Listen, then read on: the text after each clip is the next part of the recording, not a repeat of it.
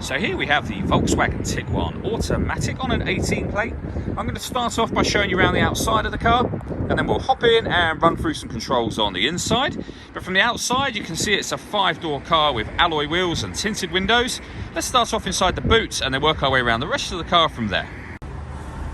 As we approach the back of the car, you'll see we have reversing sensors, plenty of boot space as well, along with the 3 individually folding rear seats should you wish to increase this space even further. And then underneath this tray section, a space saver spare wheel. Okay, so we're just going to work our way back round to the front of the car and then we'll hop in and run through some controls on the inside. But now that we've done a full circle of it, you can see it's in excellent condition the whole way round. Just briefly before we climb in, I think it's well worth seeing the interior from this exterior point of view. There's plenty to run through on the dashboard, so let's hop in and we'll do that right now.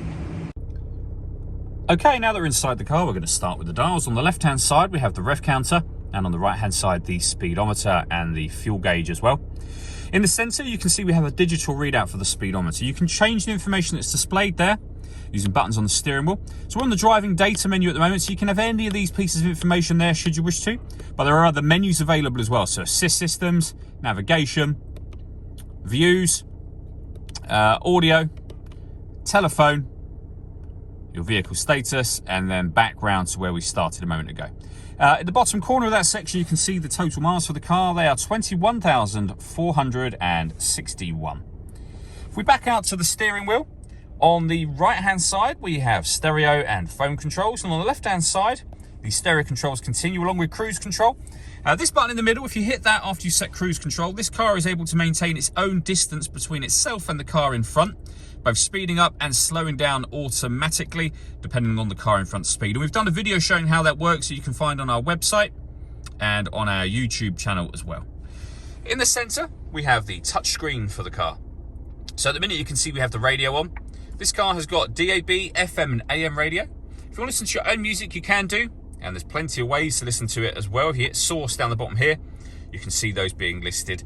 And they include Bluetooth audio. So once you pair your phone, not only can you make and receive phone calls, you'll also be able to listen to your music as well. On top of that, if we pop the car into reverse, you'll see that we have a visual guide for the parking sensors, both front and rear. This car's also got satellite navigation, accessed by hitting the nav button up in the top corner here. Again, there's a full video showing how that works on both our website and YouTube channel. And to pair your phone, hit the phone icon and then find mobile phone from there. Working our way down, we have the dual zone climate control. So you can adjust the passenger temperature and the driver temperature. You can increase and decrease the fan speed. You can determine what direction you'd like the air to be distributed in. When you're happy with those settings, this button turns the air conditioning on or off, so it's on at the moment. Or you can hit auto. In doing so, the car will now take control of the direction of the air and the fan speed to maintain the temperatures that you've asked for. To override it, readjust the fans, put it back on whatever setting you want it on just here. Beneath that, we've got the 2 USB inputs and the auxiliary input for your music, as well as a 12-volt charging socket.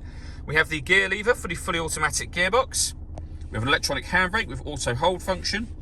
We have reversing sensors. You can turn those on and off. This button turns off the stop and start. This car is designed to cut out when it's stationary in traffic to save you fuel.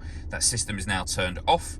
And then lastly, we have this dial just here. So whatever area you turn that to, it will change what's displayed up here. So you can put it in a snow type setting, eco, off-road, or off-road individual, which simply means that you're able to customize the settings yourself, as you can see.